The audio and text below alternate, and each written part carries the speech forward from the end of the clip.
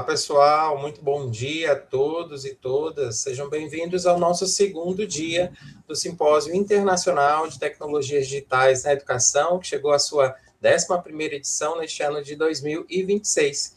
E hoje, na nossa programação, nós temos uma convidada muito especial, que é a doutora Lívia Coelho, ela que é doutora e mestre em educação pelo programa de pós-graduação da Universidade Federal da Bahia e também é licenciada em pedagogia pela Universidade Estadual de Santa Cruz. Ela que atualmente é coordenadora do programa de pós-graduação, mestrado e doutorado profissional em educação.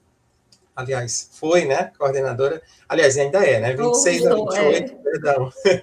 Foi docente da Rede Pública Municipal de Ensino de Itabuna, é professora plena da Universidade Estadual de Santa Cruz e coordenadora pedagógica do curso de licenciatura em pedagogia, ofertado na modalidade EAD, no período de 2015 a 2019, foi coordenadora também do Colegiado de Pedagogia, 2019-21, e é diretora do departamento, aliás, foi diretora do Departamento de Ciências da Educação, biênio 2022-24, 24 a 26, e é professora permanente do Programa de Pós-Graduação em Formação de Professores da Educação Básica em nível mestrado profissional, e também membro do Conselho Municipal de Educação de Itabuna, 21 a 23, além de várias outras atribuições, né? O currículo dela é bem extenso, e atua nas áreas de educação à distância, tecnologias digitais, educação de jovens e adultos e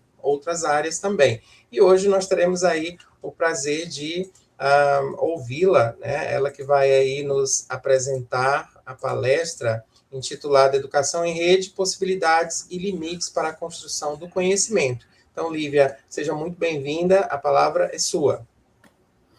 Bom dia a todos e todas. Inicialmente, agradecer ao professor João Bittencourt por esse convite maravilhoso de estar aqui com vocês no Maranhão, ainda que à distância, né? Mas me sinto em solos maranhenses. É um prazer estar aqui dividindo esse momento com vocês e falar aí da educação e suas relações com as tecnologias, né? Que é um tema que muito me encanta e me motiva a pesquisar cada vez mais. Professor João já fez aí uma bela síntese aí da minha trajetória acadêmica, e eu gosto sempre de ressaltar o meu lugar de fala. Eu iniciei minha carreira na docência na educação básica, na rede municipal de Itabuna, onde eu atuei por pouco mais de 12 anos, sempre na educação de jovens e adultos, e é justamente nessa modalidade que surgem as minhas inquietações acerca do uso das tecnologias para a promoção da aprendizagem. É nesse contexto que eu construo meu primeiro projeto de pesquisa, né, para investigar aí como a ida a um laboratório de informática poderia ou não potencializar a alfabetização e o processo de aprendizagem de pessoas jovens, adultos e idosos. E a partir desse momento, eu nunca mais, até os dias atuais, me afastei dessa temática. Então, no nosso programa de pós, que é o mestrado e doutorado profissional em educação, eu tenho pesquisado exatamente a educação de jovens e adultos e também o uso de tecnologias digitais nos mais variados contextos da educação escolar. Na graduação, eu trabalho com a educação de jovens e adultos, 2 componentes, a educação de jovens e adultos e a educação em tecnologia. Então, nessa manhã aqui, nesse início de manhã, na verdade, o professor João me convidou para tratar dessa temática, que é a educação em rede, possibilidades e limites para a construção do conhecimento.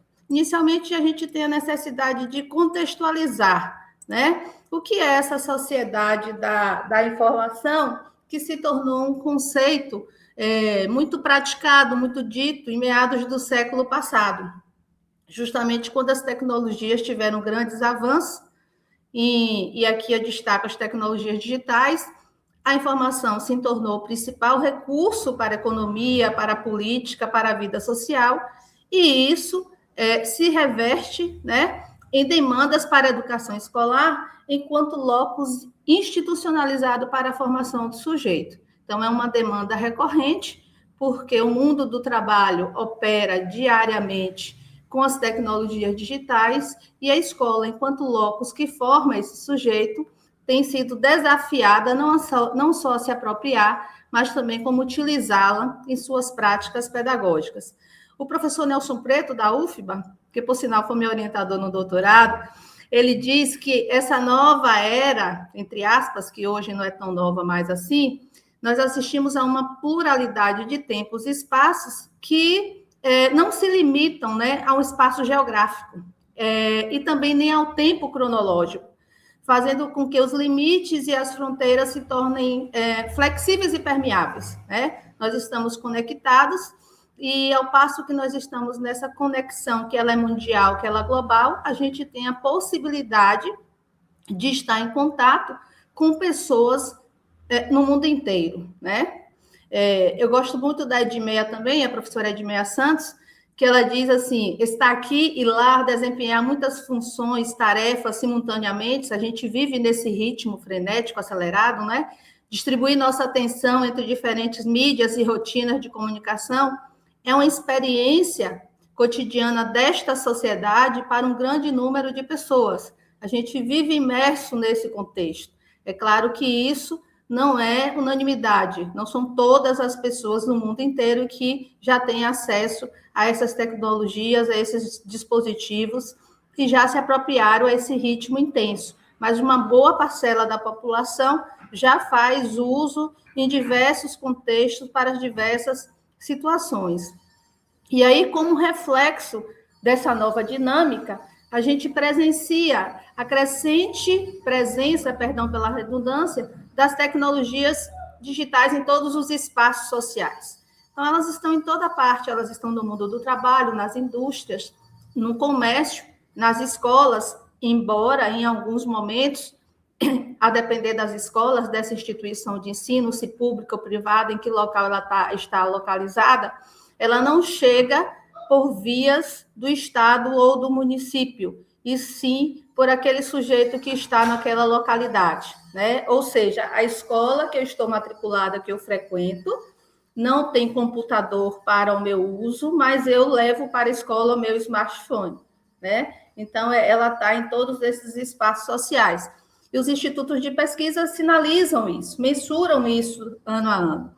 Então, no cenário atual, 89% da população com 10 anos ou mais utilizam a internet, né? E a cultura digital, ela emerge desse uso. A internet, as redes sociais, acessadas através dos mais diversos dispositivos, como tablet, smartphone, desktop, entre outros, né? Possibilitam esse novo movimento. Particularmente, eu compreendo a cultura digital como um conjunto de hábitos, de comportamentos, de conhecimentos, e formas de interação que surgiram justamente a partir desses usos, né? A partir dessas apropriações. A professora Lúcia Santaella, que é lá de São Paulo, ela diz sempre que a cultura digital ela é o cenário sociocultural contemporâneo, nascido da transição e crise da cultura de massa, e aí ela vai representar uma profunda revolução das tecnologias de linguagem, porque a cada dia que passa, com esse célere processo de tecnologização da sociedade, todos esses espaços, os recursos que vão surgindo, né, eles são cada vez mais utilizados para a população e para as mais diversas tarefas que a gente realiza no cotidiano, desde a simples aplicativos para conversas em tempo real, ou, por exemplo, para uma tecnologia, para uma inteligência artificial que vai trazer para nós diversas ferramentas, né? Ou seja, a gente tem hoje infinitas possibilidades aí nesse mundo virtual, que é caracterizado, como diz a professora Lúcia Santaella, pela simbiose entre o ser humano e a máquina e pela interatividade. Então, a primeira característica da cultura digital é a liberação do polo de emissão. A gente vem de uma sociedade no século passado em que nós éramos simplesmente usuários, estávamos na condição de usuários. A gente apenas recebia esses conteúdos.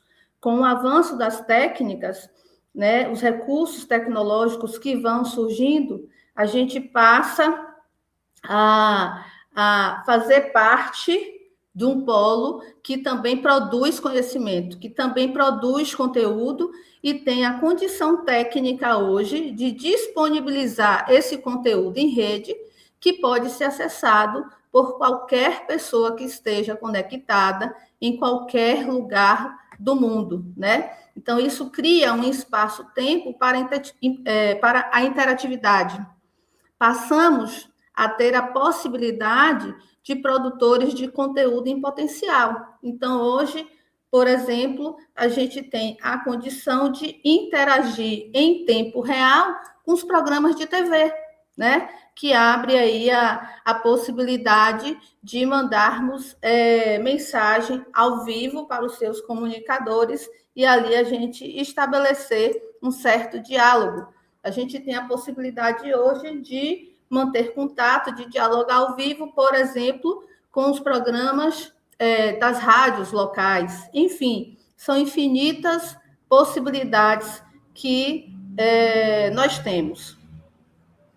Deixa eu sair da tela aqui. Então, ainda nessa contextualização, eu vou aí buscar do Álvaro Pinto, que ele vai dizer, na etapa social em que agora se encontram as sociedades desenvolvidas, o intercâmbio acelera-se incessantemente. Inventam-se continuamente novas técnicas, porque a realidade se modificou e, ao mesmo tempo, a realidade se modifica mais intensa e profundamente, porque foram criadas técnicas novas. A tecnologia progride sem cessar. E a cada dia que passa, essa progressão ela é mais rápida. Hoje a gente compra um smartphone, hoje estou dizendo 16 de junho de 2026, daqui a pouco, mais de 4, 5 meses, a empresa já está aí apresentando ao mercado um novo, entre aspas, modelo. Isso quer dizer, na lógica do capital, que aquele modelo que você comprou há bem pouco tempo, ele já está ultrapassado, né? Então, é uma lógica capitalista extremamente perversa que também vem embutida nesse progresso dos recursos tecnológicos e que a gente precisa também ter muita atenção e cuidado nesse processo. E nesse contexto todo, né, de tecnologias digitais, de cultura digital, de célere processo de tecnologização da sociedade, o que é que efetivamente vem a ser a educação em rede? Bom, eu particularmente compreendo a educação em rede como uma nova forma de ensino, nova, entre aspas, baseada no contexto entre pessoas, instituições, recursos tecnológicos e informações. O conhecimento, ele passa a ser construído de forma colaborativa. Professores, alunos, por meio de interações em diferentes ambientes e, claro, especialmente os digitais. A internet, nesse contexto, ela configurou-se como um lugar de conexão e compartilhamento. É ela que permite toda essa interatividade, é ela que possibilita todas essas relações que a gente passa a construir. E na educação, em específico, importantes transformações podem acontecer com as tecnologias digitais em rede, em especial quando considerando aspectos como a interatividade. A gente está o tempo todo em interação com colegas, né, de trabalho, de escola, de universidade, com amigos, com família. A colaboração, a gente, a cada dia que passa, a gente é incentivado a produzir conhecimento colaborativamente com os nossos pares, e que tanto a interatividade como a colaboração, elas são potencializadas com o digital em rede, né? Então, os jovens, eles estão imersos nessa cultura digital, e eles precisam desenvolver algumas competências e habilidades em convergência das mídias numa perspectiva cidadã. Eu tenho dito que essa juventude do século XXI, em especial daqueles que nasceram a partir de 2010, eles não nascem, eles estreiam. Porque quando a mãe está lá, padecendo na sala de parto, né, dando luz a essa criança, já tem ali o esposo ou a mãe dela, ou uma irmã, fotografando a criança e já jogando nas redes sociais. E essa criança, ela já cresce em meio a todas essas interações em rede, né? Mas tem um detalhe importante. Apesar deles serem nativos digitais, isso não significa que eles sabem tudo, que eles dominam tudo, que eles estão prontos para interagir nesse mundo virtual. E eu lembro muito do Pierre Levy, que ele vai dizer assim, a internet é como se fosse um grande oceano. Eu chego na praia, olho e eu não consigo ver o fim, né? E ela é alimentada cotidianamente por todos nós, pessoas físicas, pessoas jurídicas, ou seja, o Estado, os governos de forma geral, a indústria, o comércio, né? Então, são muitas mãos construindo a internet. Esses jovens, eles sabem muito bem interagir nas redes sociais, interagir em plataformas como o YouTube, mas a crítica, quem vai promover essa apropriação crítica é a escola, é a família que é responsável por esse processo. E a gente precisa cuidar disso cada vez mais, né? Então, precisamos prestar atenção para a valorização das diversas expressões e culturas tecnológicas, enfatizando que uma mídia nova nunca mata as anteriores. Então, o e-book, ele não matou, entre aspas, ele não substituiu na íntegra os livros físicos. Os livros físicos continuam aí sendo vendidos, né? Então, uma não anula, não mata a outra. É preciso saber lidar com a oralidade, com a escrita, com lápis, com papel e com os meios audiovisuais que o digital, nas mais variadas formas, nos proporcionam essas interfaces. E em tempos de inteligência artificial, é uma discussão bastante atual e acalorada que nós estamos tendo, essa apropriação crítica, essa discussão da autoria, ela é de extrema relevância. E a escola, as universidades, elas precisam se apropriar disso, né? Então, quais são as características básicas dessa educação em rede? No momento eu trouxe 3. A conectividade, estarmos todos conectados. A interatividade, nós estamos todos em interação com os nossos pares.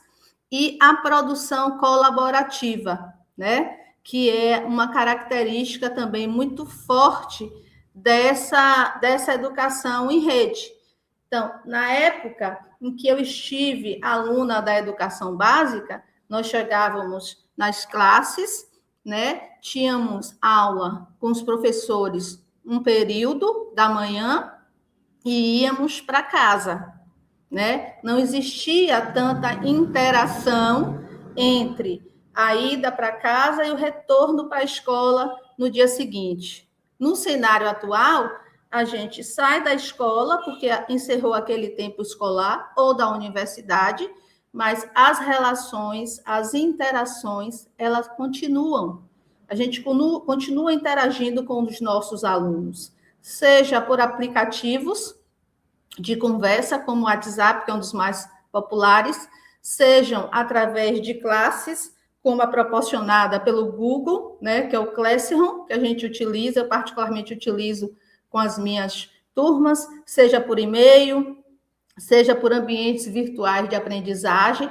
Então, a gente se desloca, a gente sai das instituições de ensino, seja educação básica ou ensino superior, mas esse movimento de ensino e aprendizagem, ele continua, mesmo não estando naquele espaço físico, né? Então, isso também é uma característica da educação em rede. Então, diante desse cenário que eu vos apresento, a educação ela não acontece mais apenas na escola, como era no século passado.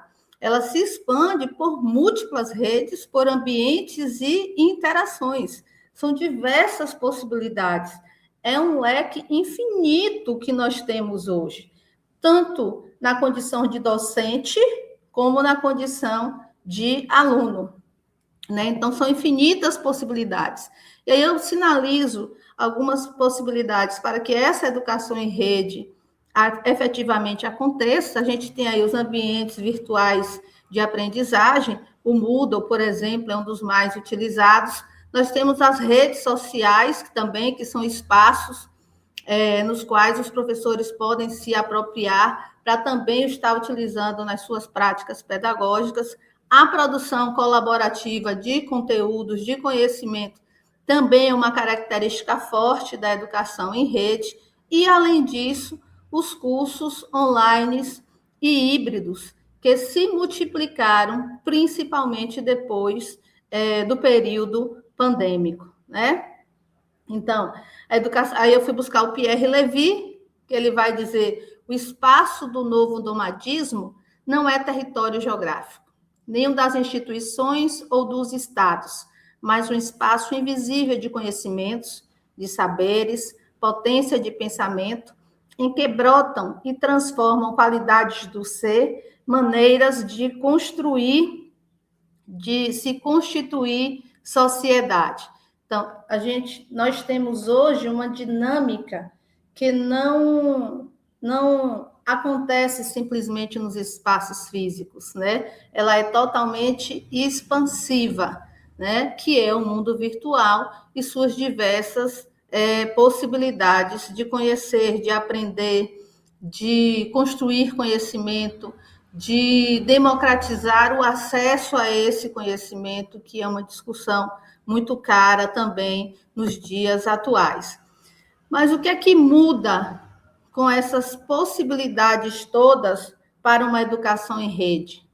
Aprender em rede significa construir conhecimento por meio das conexões. Nós vimos de um modelo de sociedade em que esse conhecimento era basicamente construído através da interação com professores, com alunos, com livro didático, com enciclopédias.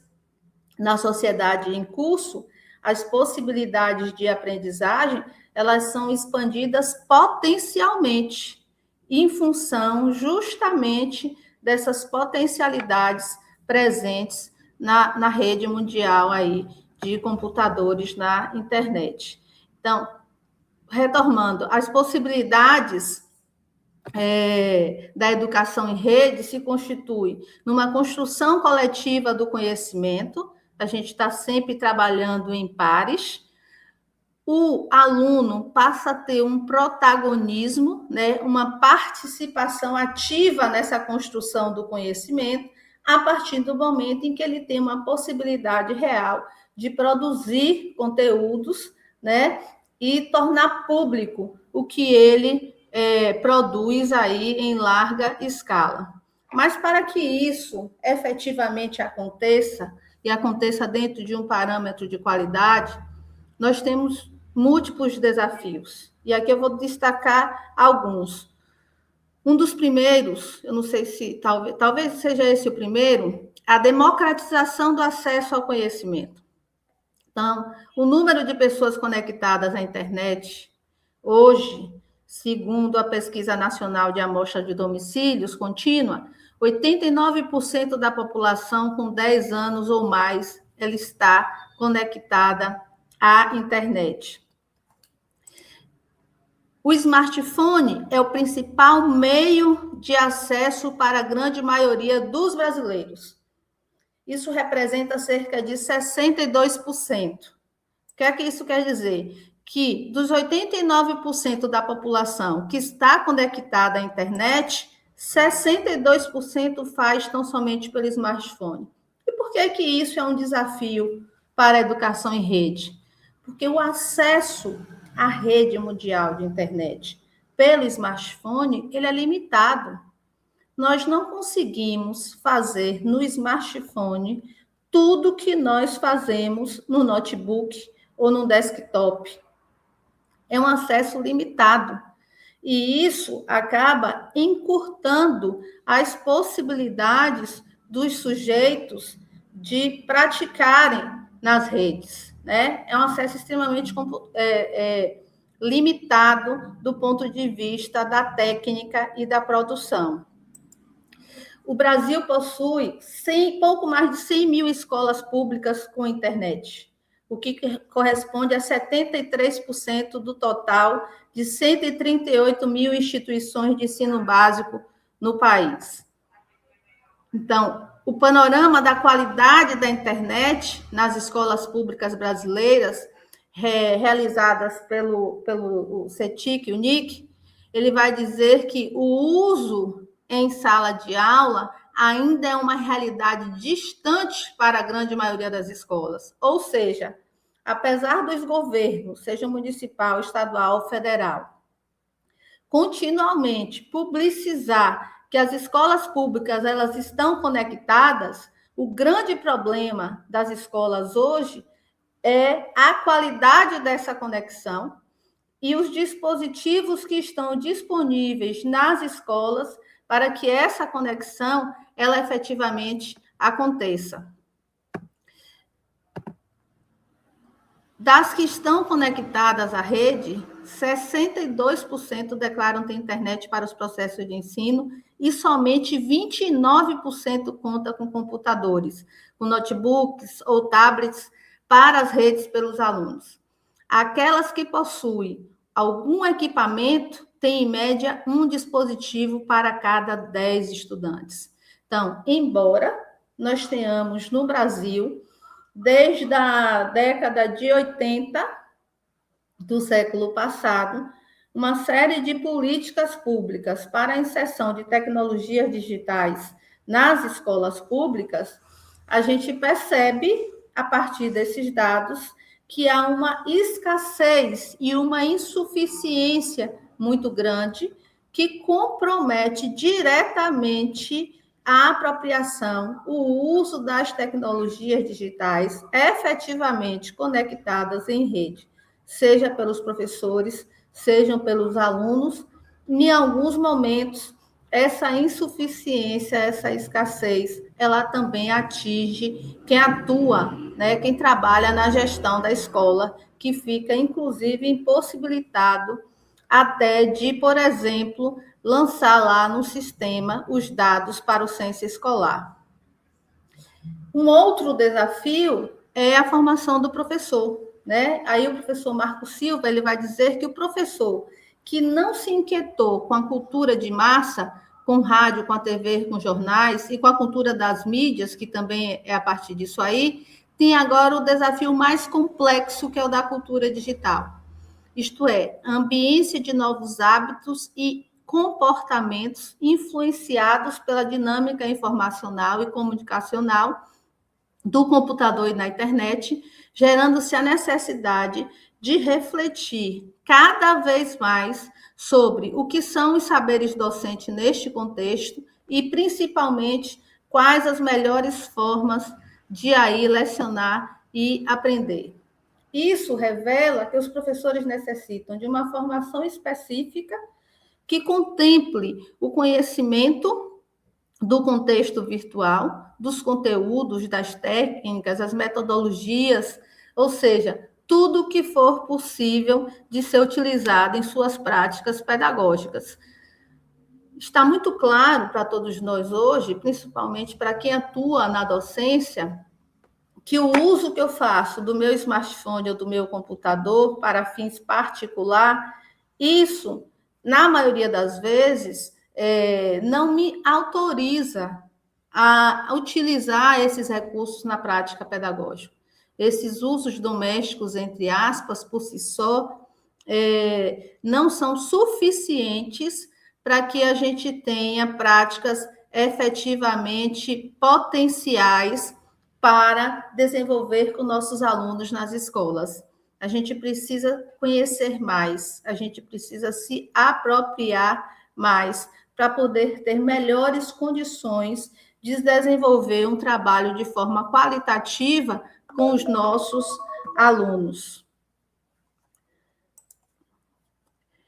Em uma sociedade caracterizada pelo movimento, pelo dinamismo, pela abertura, interatividade e complexidade que requer processos pedagógicos também dinâmicos, abertos, flexíveis e criativos. Então, em função dessa nova dinâmica com a qual se opera a sociedade do século em curso, a formação de professor também é um ponto crucial para que efetivamente a gente tenha as condições reais de trabalhar em rede com os nossos alunos, de fazer um trabalho que efetivamente seja significativo para os nossos alunos, para fazer um trabalho que efetivamente possa contribuir para a construção crítica dos nossos alunos, para que eles se apropriem criticamente desses recursos.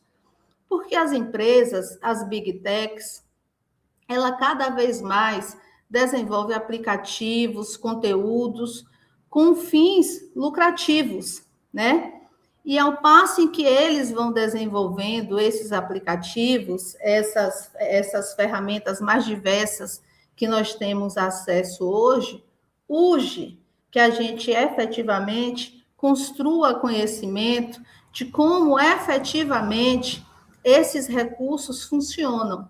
O que é que está por trás de cada aplicativo desse, de cada interface que a gente tem disponível hoje na internet, de cada programa, de cada produto que efetivamente nos é apresentado, nos é disponibilizado. Eu costumo dizer para os alunos, chamar a atenção com certa frequência, que não existe aplicativo gratuito ou 0800, como eles costumam dizer. Eu digo, vocês passam a ser o produto. No momento em que vocês fazem o download para uso desse aplicativo e vocês não pagam, né, em real para ter acesso àquele produto que lhe foi disponibilizado, você está dando em contrapartida os seus dados. São eles que alimentam e que movimentam todas essas redes, tudo que está posto por aí. Então, a gente precisa ter muito conhecimento. A gente precisa se apropriar criticamente de todos esses recursos para que a gente tenha clareza do que efetivamente nós estamos utilizando, né? E o que, em contrapartida, nos está sendo tomado pelo uso de todos esses dispositivos que estão aí à nossa disposição. Então, efetivamente, o que é mais caro são os nossos dados que circulam na rede. Porque quando nós fazemos o download de um aplicativo desse, nós recebemos lá um folheto enorme na tela, que a grande maioria da população não lê, né? Simplesmente concorda, dá o ok, o sim, para ter acesso ao aplicativo. E ali está posto os nossos dados que eles terão acesso na medida em que a gente vai estar utilizando os aplicativos ou as plataformas. Então, o professor, eu gosto muito da professora Vânia Moreira Kensky, ele precisará ser um incansável pesquisador, né? Porque é um célere processo de tecnologização, são recursos que chegam diariamente, ferramentas as mais diversas, um profissional que se reinventa a cada dia, que aceita os desafios e a imprevisibilidade da época para se aprimorar cada vez mais, que procura conhecer-se para definir seus caminhos a cada instante. Em um momento social e que não existem regras definidas de atuação, cabe ao professor o exame crítico de si mesmo, procurando orientar seus procedimentos de acordo com seus interesses e anseios de aperfeiçoamento e melhoria de desempenho. Então, inicialmente, aí eu trago esses dois grandes desafios, que é a democratização do conhecimento, ou seja, que é o aparelhamento das nossas escolas, né? E a formação do professor, né? para que a gente possa efetivamente ter uma educação em rede que efetivamente possibilite aí a construção do conhecimento, a apropriação crítica, a produção colaborativa, que são aí estratégias fortes características da sociedade do século XXI. As redes conectam pessoas e a educação, ela tem um desafio de transformar essas conexões em conhecimento, né? Não basta estar conectado, é preciso saber transformar informação em conhecimento. A sociedade do século XXI, e aí eu vou me ater à juventude que hoje está nas escolas, as crianças, adolescentes, jovens que estão nas escolas e nas universidades, eles e elas têm acesso a uma quantidade de informação enorme, né? É enorme, é imensurável. A cada aplicativo, a cada rede social, a cada plataforma, a cada página na internet que ele acessa, vem uma quantidade de informações muito grande. E informação não é conhecimento. O grande desafio é transformar essa informação em conhecimento. E a partir do momento que essas técnicas elas vão sendo aprimoradas, a partir do momento que novos recursos, novas plataformas, novas interfaces vão sendo disponibilizadas, isso se reveste em desafios para a escola, né? Por que escola? E aí eu insisto mais uma vez, porque a escola é o locus institucionalizado para a formação de todos nós, né? E para a certificação dessa formação, né? Então, é na escola que efetivamente ele vai se formar, ele vai construir os conhecimentos, né? Para aí continuar crescendo, aprendendo ao longo da vida.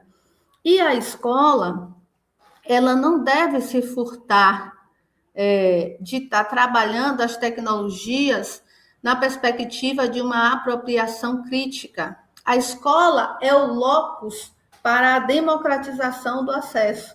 Eu tenho dito isso com certa frequência. Veja que eu iniciei a fala trazendo como um dos desafios a democratização do conhecimento, né? Traduzindo em números as condições reais que nós temos hoje para acesso não só à internet, mas também para ter os dispositivos que vão nos possibilitar estar conectados, né?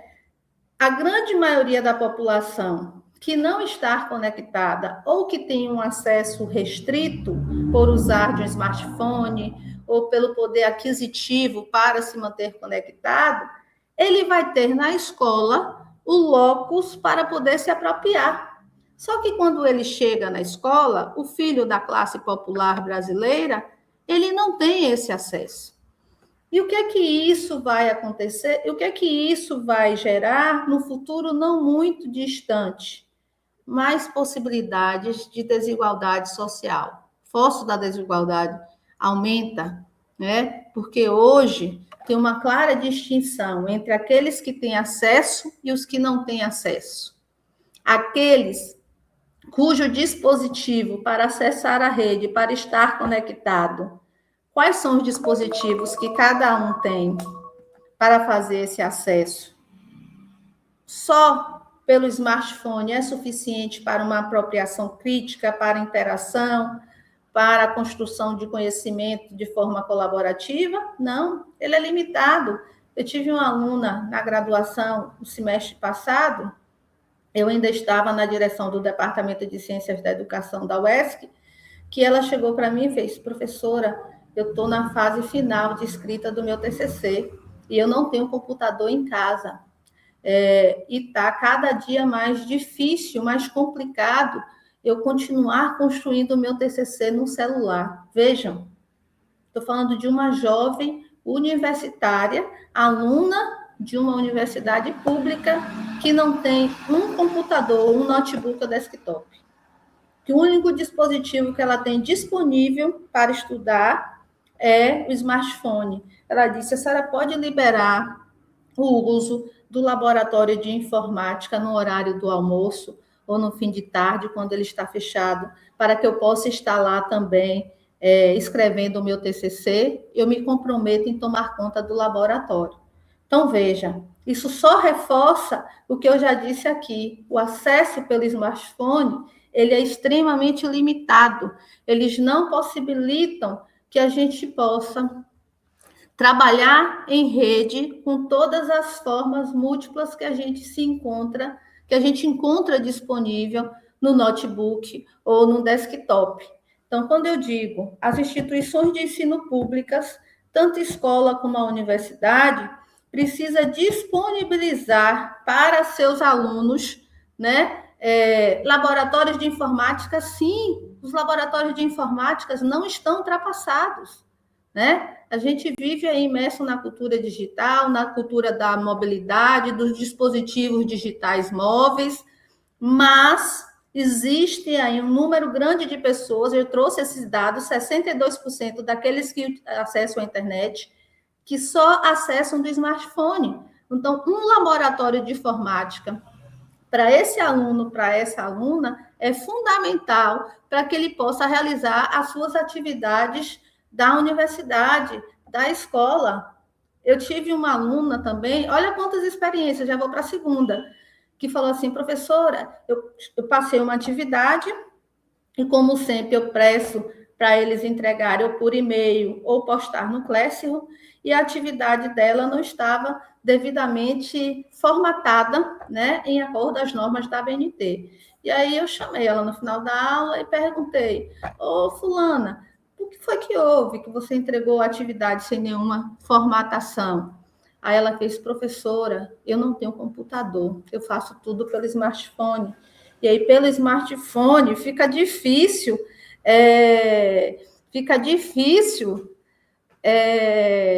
eu fazer todos esses ajustes. Então, é uma limitação técnica pelas quais os alunos têm uma dificuldade enorme.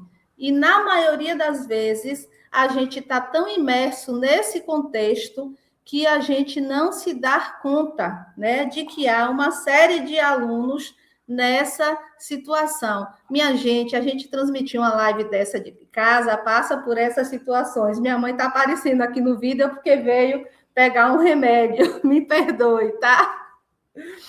Então, os laboratórios, eles não estão em desuso, tá? É um engano, é um equívoco muito grande a gente acreditar, a gente professores principalmente, porque os alunos estão com o smartphone em mãos, que eles têm acesso a tudo, ao todo tempo, e têm as condições reais, objetivas, para realizar as suas atividades, os seus trabalhos escolares.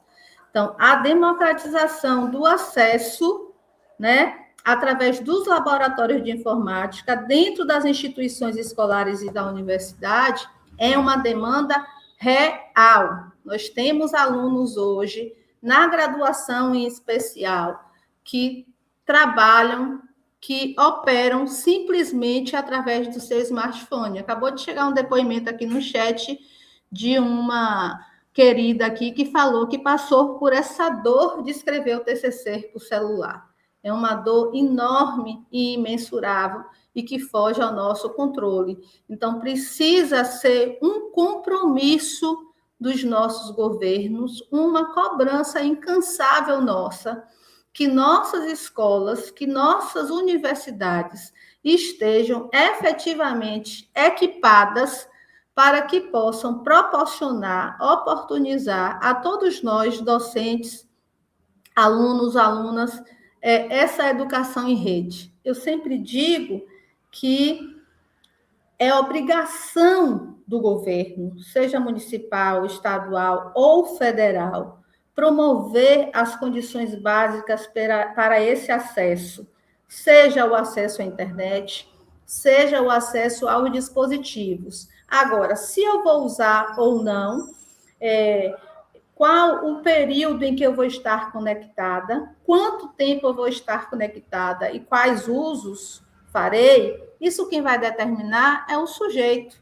Mas o Estado ele tem essa obrigação. Inclusive, os organismos internacionais, há mais ou menos uns 10 anos, já colocaram para todos os países que a informação e a comunicação hoje é um direito universal. E os governos, eles têm a obrigação de promover esse acesso, de promover as condições básicas para que as pessoas estão conectadas. Caso eles não façam nessa proporção, os prejuízos, nós já temos aí conhecimento, né? Fósforo da desigualdade, ele só aumenta. E hoje, nós temos um elemento maior nesse contexto de desigualdade, que é a distância existente entre aqueles que estão conectados e os que não estão conectados. Em aqueles que têm acesso a dispositivos, no plural, não tão somente smartphone, mas notebook, desktop, pelo menos, e aqueles que não têm. Né? Isso vai fazer uma diferença significativa na formação do sujeito. Olha um outro relato aqui do Marcos. Sou tutor do curso de letras de uma universidade estadual do Maranhão e os alunos estão em fase final do curso. Somente 4 alunos de 20 têm notebook. Olha que dado assustador. Né? Então, essa é uma realidade. Às vezes, nós estamos imersos em contextos em que as pessoas que estão ao nosso redor, que convivem conosco, todos têm smartphone dos melhores, né? Leia-se iPhone, todos têm dados móveis para estar conectados em tempo real, tem um notebook de ponta. E a gente pode partir do pressuposto que, assim como nesse contexto em que a gente convive e vive, os demais também têm, mas não tem. Não tem. É só a gente olhar ao nosso redor, à nossa volta, que com certeza nós vamos identificar pessoas que têm dificuldades, que não acessam. Olha que eu já citei 2 exemplos aqui dentro de uma universidade. Eu vou citar um terceiro e último. Eu tive uma aluna no curso de graduação, licenciatura, eu passei atividade, todas as atividades que eu passo é sempre feita através do computador, e ela no final da aula chegou para mim e fez: professora, eu não tenho condições, né? Eu vou ser muito sincera. Eu tenho 2 possibilidades, a senhora vai escolher. Ou eu entrego a minha atividade feita no papel pautado. Gente, eu fui lembrar o que era papel pautado, coisa que eu usava lá em 94, quando eu estava no ensino médio, né? Ou eu faço no papel pautado, eu nem sabia que ainda existia papel pautado, olha a condição do contexto. Ou então, professora, eu vou pegar as anotações, vou levar numa lan house, minha gente. Vou levar numa lan house e pedir a fulano de tal que trabalha na lan house para digitar e mandar para o seu e-mail. Eu, claro, não titubeei, como dizemos aqui na Bahia, e de imediato respondi a ela: não, minha filha, você pode entregar no papel pautado, não tem problema nenhum. Porque o que acontece? Se eu refutasse o papel pautado, a atividade que ela ia me mandar não seria 100% construída por ela. Era 50% dela e 50% do rapaz da lan house, né? Então, nós que atuamos na docência, nós precisamos estar atentos para as condições dos nossos alunos e das nossas alunas. E o quanto que isso vai interferir diretamente no processo de construção de conhecimento, na aprendizagem deles. Se a gente não tiver essa atenção, esse cuidado, o que é que vai acontecer? Nós vamos acabar desenvolvendo práticas que vão causar a exclusão dos nossos alunos, né? Por acreditar equivocadamente que todos têm acesso e que todos têm a mesma condição. Então, para que a gente tenha, e aí já finalizando, para a gente abrir aí para as discussões, para perguntas, para que a gente tenha efetivamente as condições ideais para essa educação em rede, nós temos esses desafios que não são pequenos, né? São desafios robustos, né? Tanto para governos quanto para os docentes. Mas ainda assim, em meio a todos esses desafios, eu digo por experiência própria que é possível sim fazer uma educação em rede com os atuais recursos que nós temos, sem excluir efetivamente os nossos alunos dessa realidade, apresentá-los aí a essa realidade que nós temos e no cotidiano da nossa sala de aula estarmos atentos para que a gente não pratique aí algumas situações que efetivamente vai excluir nosso aluno, vai punir nosso aluno por ele não ter efetivamente as condições ideais básicas para estar em rede conectado. Então, gratidão, professor João, estou aqui à disposição aí para o diálogo e para perguntas. Obrigado, Lívia, gratidão por sua partilha, por sua disponibilidade, discussões de temas que são muito importantes, caros para todos nós, são realidades que nós observamos todos os dias, né? Eu me identifiquei também com o seu relato aí da aluna que diz que faz o trabalho no celular. Eu encontrei essa mesma realidade tanto durante a pandemia como também ao longo dos semestres. Às vezes a gente acha, todo mundo tem um computador, todo mundo tem... Não, gente, não é bem assim. E às vezes até o próprio acesso, né, no laboratório de informática da universidade, ele se torna complexo, porque às vezes a pessoa ela trabalha e aí ela chega na universidade naquele horário que a gente chama às vezes horário de pico, porque os alunos, né, estão chegando para o próximo turno, e aí os laboratórios estão cheios, e aí é o único tempo que ela tem para digitar, e ela também não tem como, porque o laboratório está cheio, né? Então, existe, de fato, essas desigualdades que a gente ainda pode observar bastante, né? E aí o pessoal está comentando bastante aí no chat, falando que também encontra essa realidade, muitas pessoas dizendo que só tiveram acesso ao computador na segunda graduação, ou que utilizaram realmente os espaços da universidade, outras pessoas aqui dando os parabéns, dizendo que a sua fala foi maravilhosa, e aí vocês que estão aí nos assistindo podem ainda colocar perguntas no chat, mas enquanto não colocam, eu vou aqui aproveitar o tempo e perguntar para a Lívia justamente essa questão, se a educação em rede, ela não considera que pode, se ela considera que pode reduzir as desigualdades educacionais, ou também corre o risco de ampliar devido às diferenças aí, tanto de acesso, quanto também de letramento digital, que os nossos próprios alunos ainda não têm muito latente, né? Então, às vezes a gente tem esse conceito de dizer que os alunos são nativos digitais, mas é uma falácia, né? Quando a gente pede uma coisa um pouquinho mais elaborada, como entrar no ambiente, e às vezes até como escanear um documento e colocar no e-mail, já se torna uma complexidade para alguns, mas eles sabem fazer uma postagem, eles usam redes sociais. Então, o que você teria aí a comentar sobre esse ponto? Eu vou partir da fala da Ana Figueiredo, que ela diz assim: a atividade foi realizada, esse é o ponto-chave. Parabéns pela sensibilidade didático-pedagógica.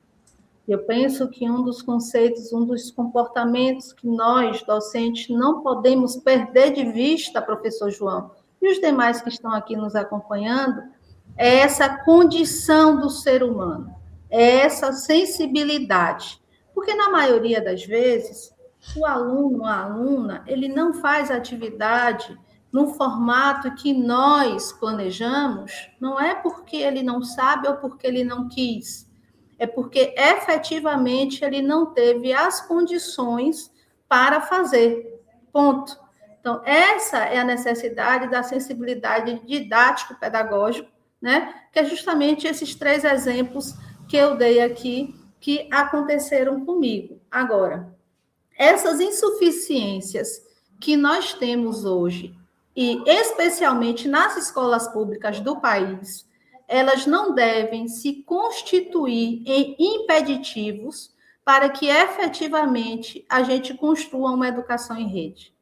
A gente, e aí eu digo, nós docentes, precisamos nos autorizar, precisamos buscar as condições mínimas para apresentar aos nossos alunos as condições, né, e trabalhar efetivamente a partir das possibilidades reais que nós temos, né? Então, o aluno, ele precisa conhecer, ele precisa saber que existe e, na medida do possível, se apropriar desses recursos, porque o mundo do trabalho está logo ali. E os nossos alunos hoje, quando eles chegam nas escolas, não é só na universidade, eles já são trabalhadores em potencial. A grande maioria já está no mundo do trabalho, já está efetivamente sendo cobrado. A gente vem de uma sociedade, de uma dinâmica de sociedade, que uma pessoa que trabalhava, por exemplo, no caixa de um supermercado, a ele era exigido tão somente saber manusear o dinheiro, né? Hoje, múltiplas demandas são cobradas desse sujeito. O salário é o mesmo, mas ele precisa saber operar o computador, a maquinazinha do cartão e ainda, minha gente, fazer lives, produzir conteúdos para postar no Instagram das lojas. Então, as exigências aumentaram para que ele permaneça no mundo do trabalho, mas o salário é o mesmo. E cada dia que passa, as exigências, eles aumentam, né? Então, o aluno, e aí eu estou falando especificamente do nosso aluno da escola pública, do nosso aluno que vem das comunidades carentes, do nosso aluno que malmente tem as 3 refeições em casa. Quando ele chega na escola, ele precisa ter acesso a esse mundo, ele precisa ter as condições reais para se apropriar, né? Ele precisa conhecer as possibilidades. A gente tem falado muito sobre inteligência artificial, de tal forma como se todas as pessoas soubessem o que é inteligência artificial e o que ela efetivamente pode oportunizar para nós. Então, a gente precisa ter muito cuidado com o nosso comportamento, com as nossas exigências, né? E a gente precisa estar cada vez mais atento ao nosso aluno em sala de aula. Para quem eu estou falando, né? De onde é que ele vem? Quais são as condições reais objetivas dele? Caso contrário, a gente vai estar desenvolvendo nas nossas práticas cotidianas, perdão pela redundância, práticas excludentes, né? Justamente por todas essas insuficiências do nosso contexto. Como diz a Ana, vivemos em muitos Brasis. E a pandemia, apesar da tragédia que foi, nos deixou muitas lições. Entre elas, né, as condições reais objetivas de acesso à internet no país. O quanto que ele é efetivamente desigual. Então, é isso. Perfeito, muito bem colocado. Eu vou só fazer um comentário de algo que eu tenho observado muito. Eu tenho ex-alunas de pedagogia que hoje são professoras em escolas, e algumas delas são, inclusive, professoras dos meus filhos, né, na escola, e eu observo quanto hoje é complexo ser professor, né, da educação básica, porque você, além de ministrar o seu conteúdo, você precisa entender sobre tecnologias, metodologias inovadoras, e as escolas hoje elas estão muito informatizadas nesse aspecto das plataformas. Então, além de todo o trabalho que elas já fazem, elas ainda precisam fazer registros na plataforma sobre o que a criança comeu, se foi ao banheiro ou não, como foi a rotina dentro da sala de aula, se alguma coisa aconteceu de diferente com cada uma das crianças, e mandar recado. Inclusive, às vezes, dia de sábado, eu estou aqui e recebo uma mensagem da plataforma dizendo, olha, essa semana vamos ter uma atividade assim, ou seja, tem alguém trabalhando ali no dia de sábado, que era para estar descansando ou estar fazendo outras coisas, mas está ali alimentando plataformas. Então, olha o quão complexo, né, tem sido, de fato, ser docente nesse mundo digital em que é necessário alimentar as redes. E, para além disso, ainda criam vídeos de divulgação de atividades e brincadeiras ou registros fotográficos das crianças fazendo atividades, coisa que antigamente não era planejado, né? Tinha um profissional só para fazer isso. Hoje não, todo esse combo está incluído aí nas habilidades que o professor tem que dominar para poder alimentar toda essa rede, essa cadeia de informação latente que quer, ávido por informação, né? Incrível, né? Esse é um tema que, de fato, desperta muitas discussões e muita curiosidade, né? Mas temos que aqui seguir a programação e eu agradeço a Lívia pela disponibilidade, a amabilidade e com a leveza com que ela trabalhou um tema que é tão importante aqui para todos nós, Lívia. Então, sinta-se muito bem abraçada aí por todo o nosso coletivo aqui do simpósio e esperamos revê-la em outras oportunidades e que você possa também vir aqui ao Maranhão, quem sabe, né, conhecer e participar de alguma banca. Muito obrigado. Eu que agradeço, professor João, e fico aí à disponibilidade para continuar contribuindo aí com vocês no Maranhão. Quem sabe em breve irei aí, não só para conhecer, visitar os Lençóis Maranhenses, mas para participar de alguma atividade com vocês presencialmente e sentir esse calor do povo do Maranhão. Agradeço também as pessoas que estiveram presentes aqui, acompanhando e interagindo no chat. Um abraço a todos e todas e um excelente dia.